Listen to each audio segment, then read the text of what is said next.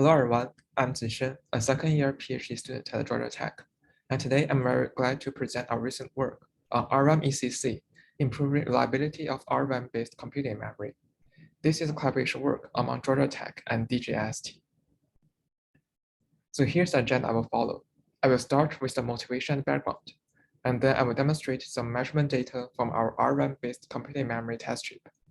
And followed by that, I will discuss the computing memory SecDat and successive correction scheme.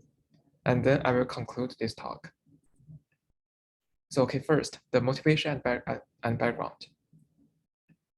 So the computing memory is exciting techniques that can greatly increase the memory bandwidth and perform the max operation on the bit lines of the memory array.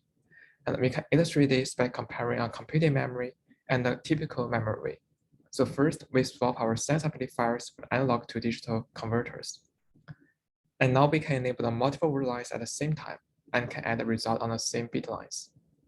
And these additional functionalities make computing memory an excellent kernel for the matrix modification, which serves as the basis of its deep learning application. And the easiest way to define the computing memory is to compare it with a typical memory array.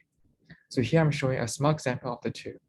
So starting from the typical memory array, we have this 3x4 bit cell array based on peripheral circuit. So the open circuit here donates a logical 0, and the short circuit here donates a logic 1. So we have the word line drivers to read each word line as row. And we also have these sense amplifiers to read a 1 word 0 from the corresponding bit lines per column. And at a high level, the only change we make to enable the computing memory is swapping these 1-bit sense amplifiers to an analog to digital converter. And this allows to sense more than 1 bit of information on the bit line. And let's see how that works. So here I'm showing the operation of these arrays as animations. So in the typical memory array, we can only enable 1 word lines at a time and sense 0 or 1. But in a computing, computing memory case, we can enable the several word lines at the same time and sense the summation of the result.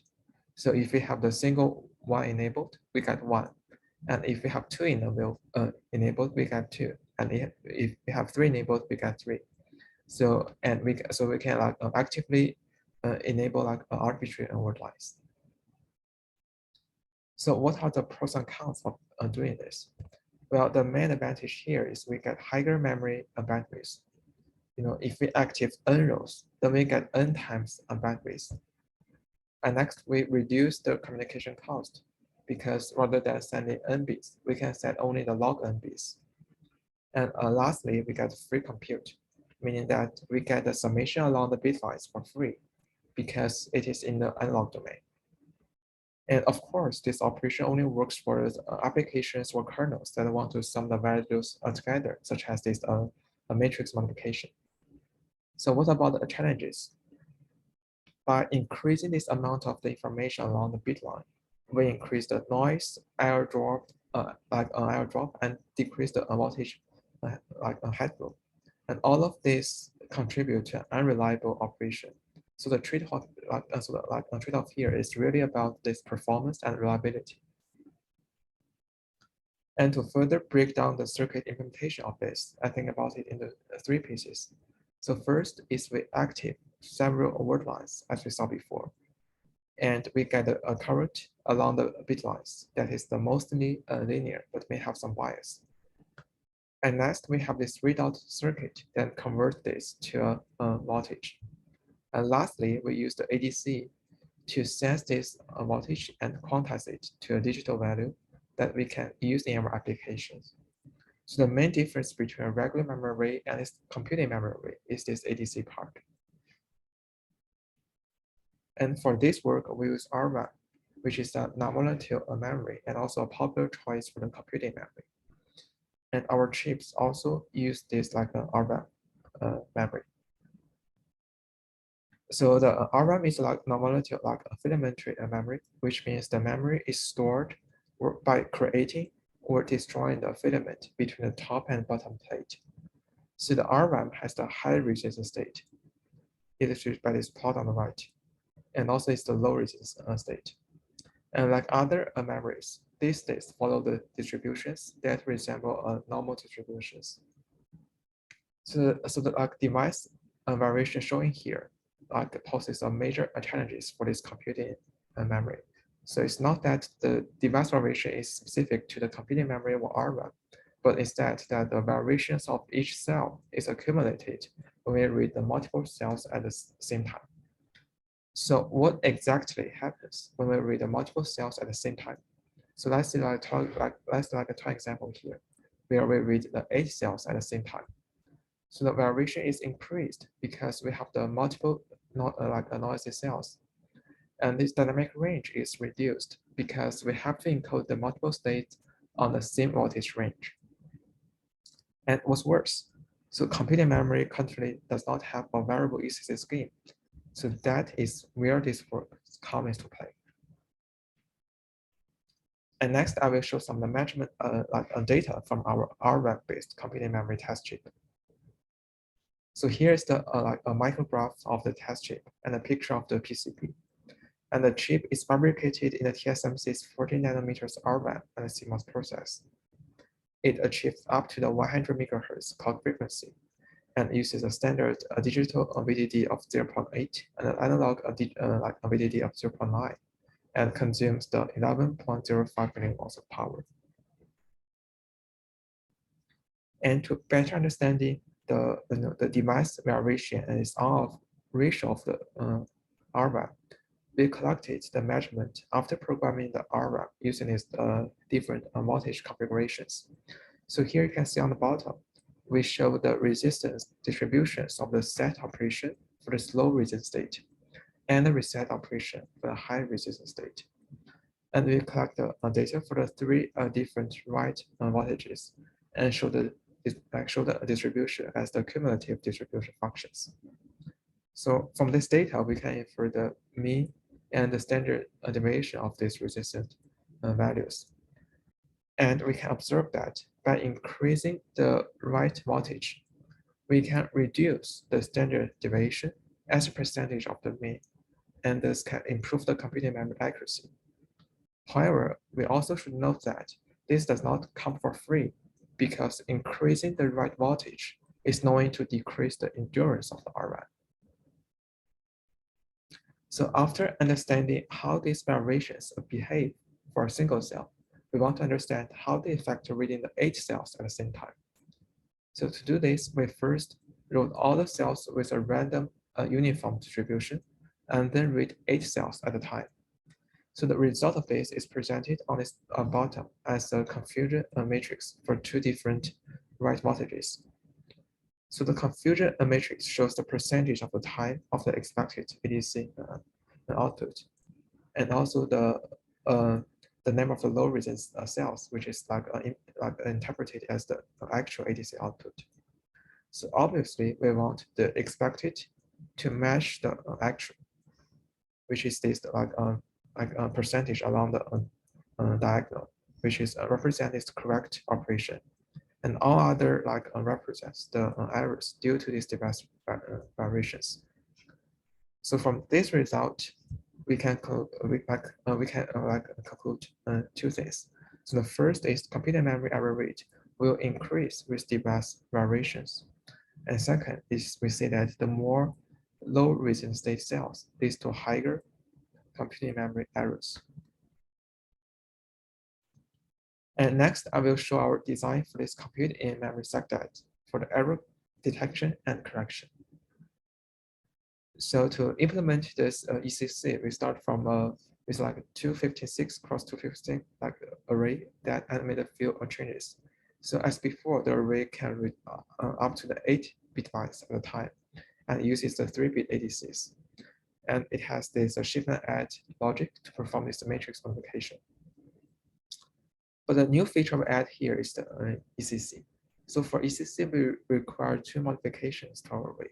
So first, just like the traditional sector, we allocate the fraction of our bitlines to serve as the check bit.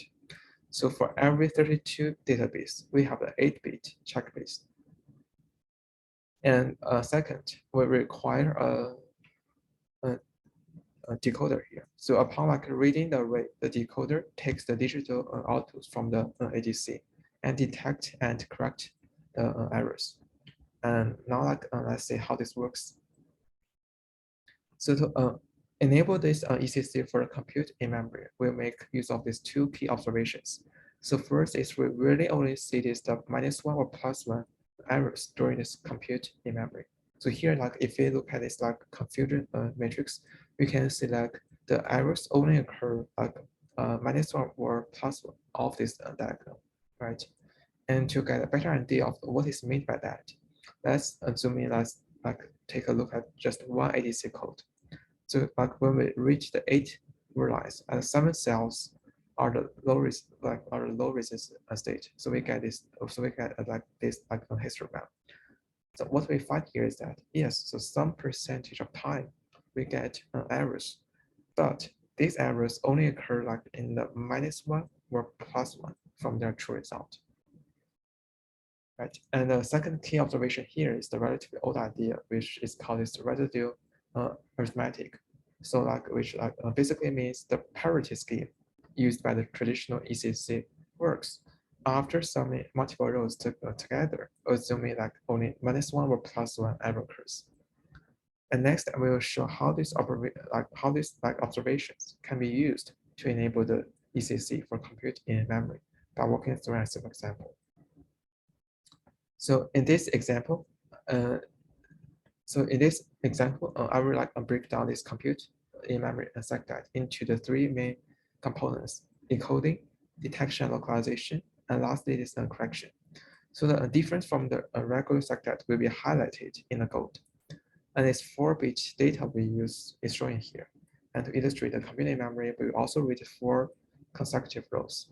And the ADC results are shown below the array. So the first step is encoding the check bit for performing the ECC. So the parity bit here are the exact same as the regular SecDAT. And the new encoding step is this 2-bit sign bit. Like this a sign bit that serve as the checksum for computing the sign. So this is very important for the computing memory because we need to know if the error was +1 or -1.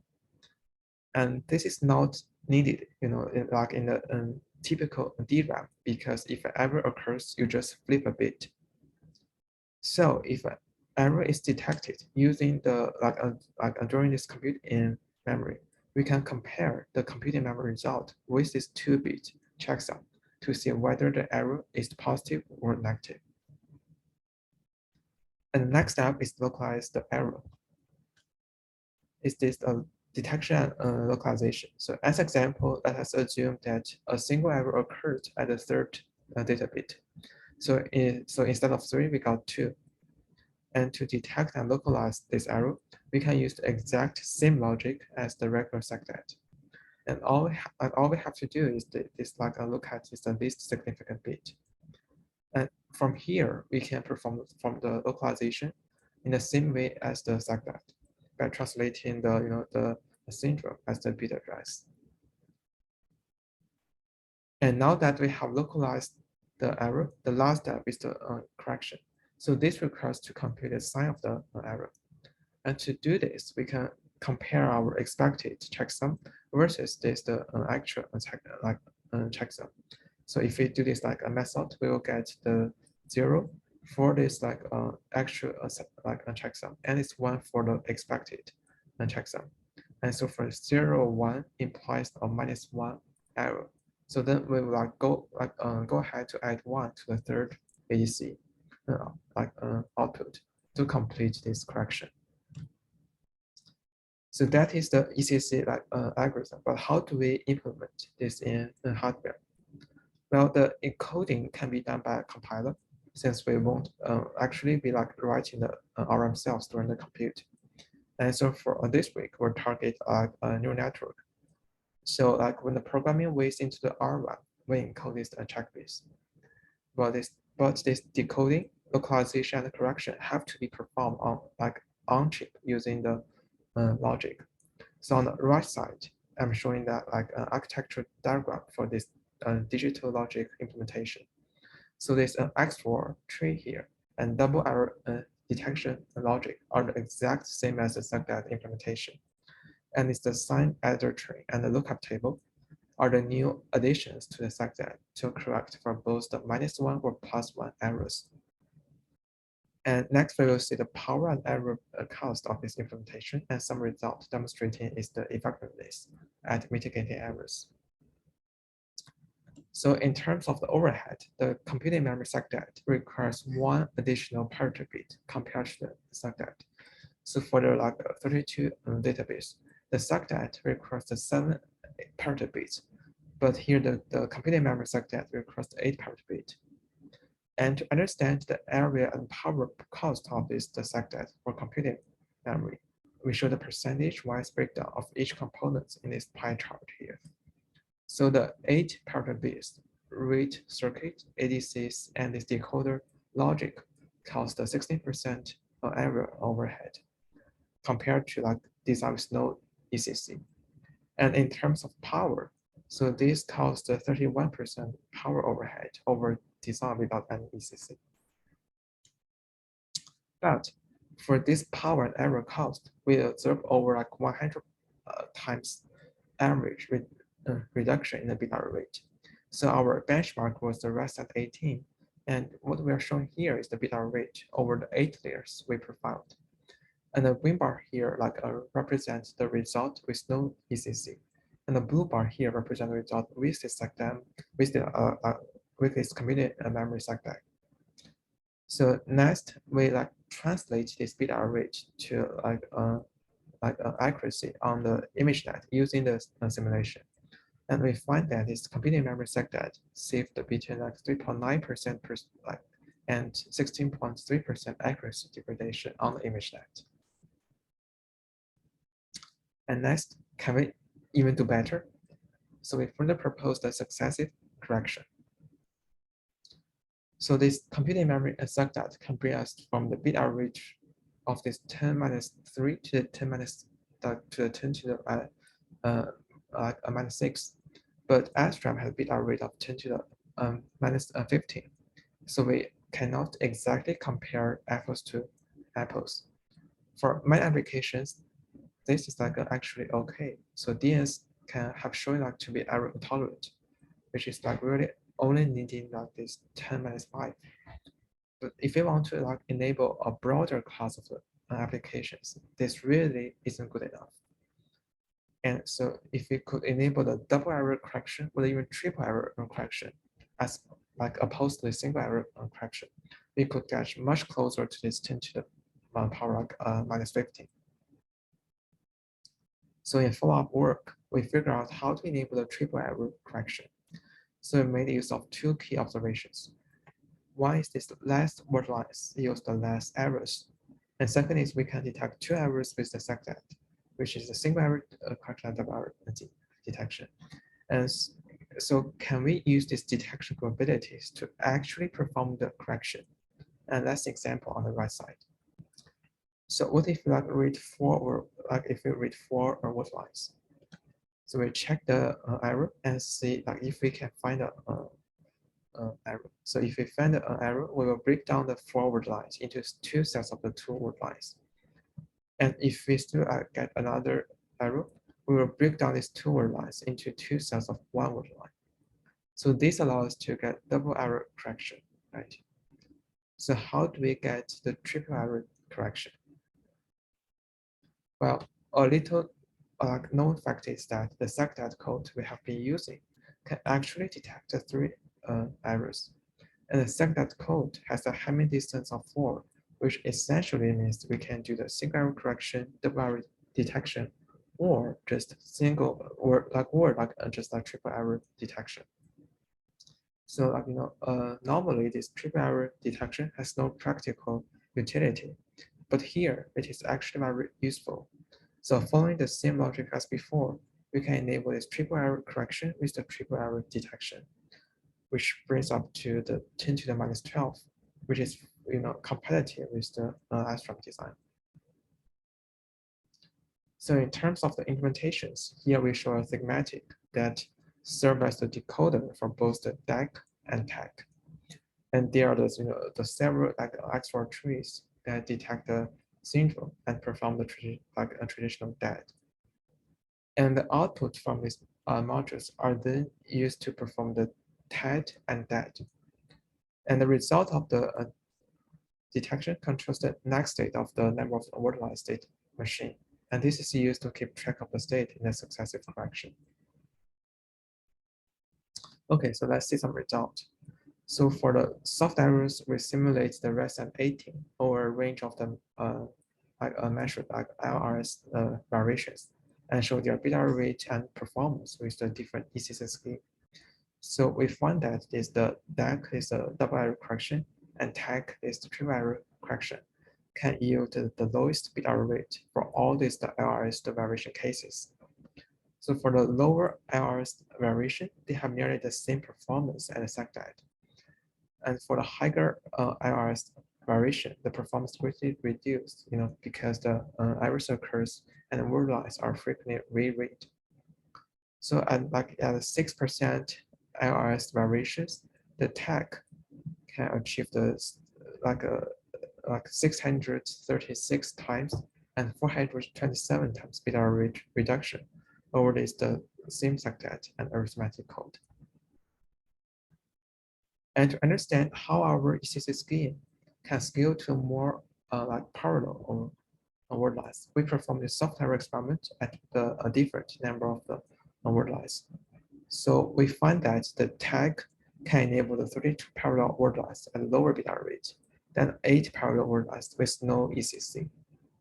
And at the 3.5% variation, we observe 2.32 times speed up and greater than 200 times reduction in bit error rate. So that means the TAG ECC can achieve the higher peak performance for a given bit error rate than design without any ECC. And lastly, I will summarize this talk. So computing in a memory can enable the multiple word lines at the same time to improve the throughput, but also bring more noise and increase the bit error rate. And our proposed ECC scheme can detect computing memory error, and once error detected, we perform the successful correction while reading a few word lines to reduce this bit error rate. And our ECC scheme achieved,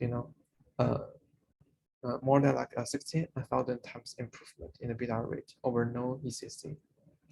And compared with the state-of-art computing in a memory like a SecDAD, we achieved this 636 times bit error rate reduction with 5.7